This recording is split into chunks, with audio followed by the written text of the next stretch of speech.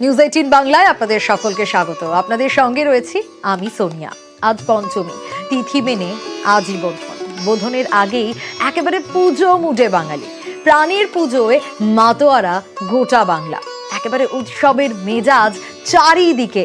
শহর থেকে জেলা, কলকাতা থেকে জেলা, ছবিটা কিন্তু একই রকম। মণ্ডপে মণ্ডপে সেই ভিড়ের ছবি। চতুর্থীর রাতেই মণ্ডপে মণ্ডপে জনজোয়ার দেখা গেছে। সাবেক থেকে থিম, ভিড় টানছে পুজো মণ্ডপগুলো। কলকাতা থেকে জেলা, বিভিন্ন প্রান্তের দিকে আমরা নজর রাখবো।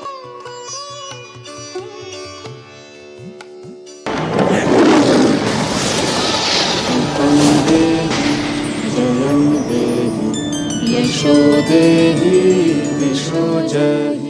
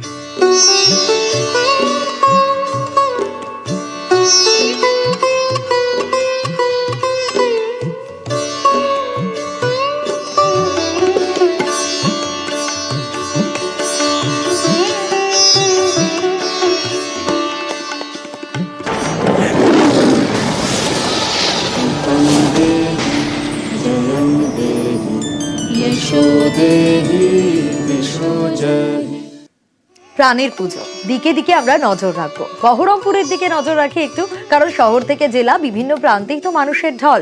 পুরাতন কান্দি বাস স্ট্যান্ডের পুজোর দিকে নজর রাখবো। অম্বরনাথ মন্দিরের আদলে এই মণ্ডপ তৈরি হয়েছে। ৪৫তম বছর এবার, তাই নজর কাড়া সাজসজ্জা। অমরনাথ মন্দিরের আদলেই তৈরি হয়েছে এই মণ্ডপ।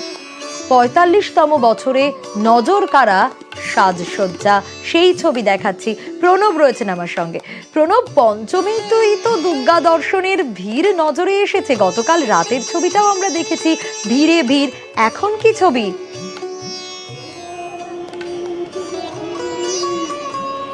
দেখো, এখন সাধারণত তোমার আজকে যেহেতু পঞ্চমীর দিন, গ্রামগঞ্জের মানুষজন কিন্তু আসছে এবং বহরমপুরে এই যে পুরাতন কান্দি বাস স্ট্যান্ডে এলাকার যে দুর্গা প্রতিমা প্রতিবারই কিন্তু একটা নতুনত্বের স্বাদ দিয়ে থাকে। এবারও কিন্তু মহারাষ্ট্রের অমরনাথ মন্দির তারা করেছে। প্রায় 2 মাস ধরে বাইরে থেকে শিল্পীদেরকে নিয়ে এসে এই মন্দির তৈরি করা হয়েছে। মন্দিরের আদলে তৈরি করেছে এখানকার শিল্পীরা এবং কারুকার্য রীতিমতন প্রশংসনীয়।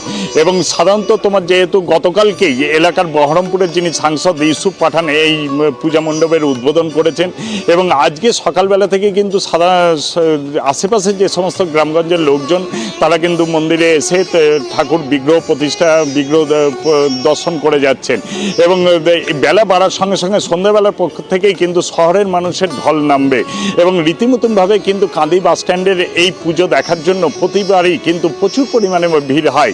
যদিও মানুষের যাতায়াতের যাতে কোনো রকম অসুবিধা না হয় তার জন্য প্রচুর পরিমাণে নিরাপত্তা, বেসরকারি যে নিরাপত্তা বাহিনী এবং স্বেচ্ছাসেবক তাদেরকেও নিয়োগ করা হয়েছে যাতে কোনো রকমভাবে অপ্রিয় কোনো ঘটনা না ঘটে। বেশ প্রণব, অবশ্যই আমরা তো নজর রাখবোই, কারণ ভিড় বাড়ছেও একটু একটু করে।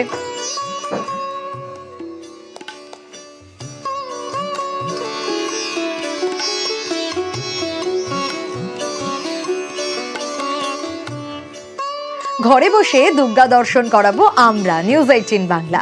চলুন এবার নজর রাখি দুর্গাপুরের চতুরঙ্গ পুজো কমিটি। এবার তারা কি করেছে? এবার গুজরাটের স্বামীনাথ নীলকণ্ঠ মন্দিরের আদলেই এই মণ্ডপ তৈরি হয়েছে। অর্পণ রয়েছেন আমার সঙ্গে। অর্পণ, নয় করে এবছর 37 বছর হয়ে গেল। 37 বছর ধরে এই পুজো। না, নিশ্চয়ই মানুষের ঢল তো নামছেই। গতকাল রাতেও মানুষের ঢল নেমেছিল। আজকের ছবিটা কি?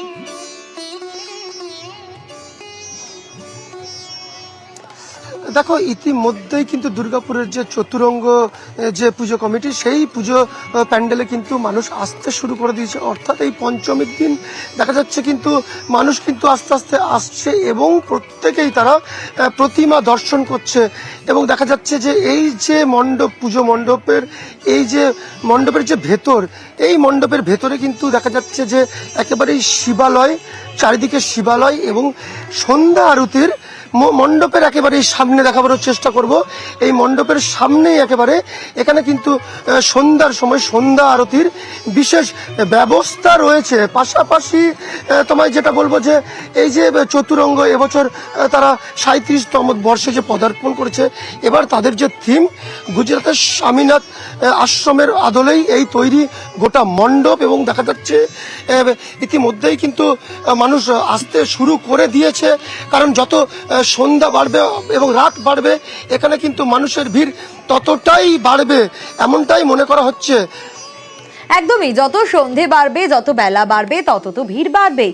এবার আরো একটা ছবি দেখাবো আপনাদের। এবার দেখাবো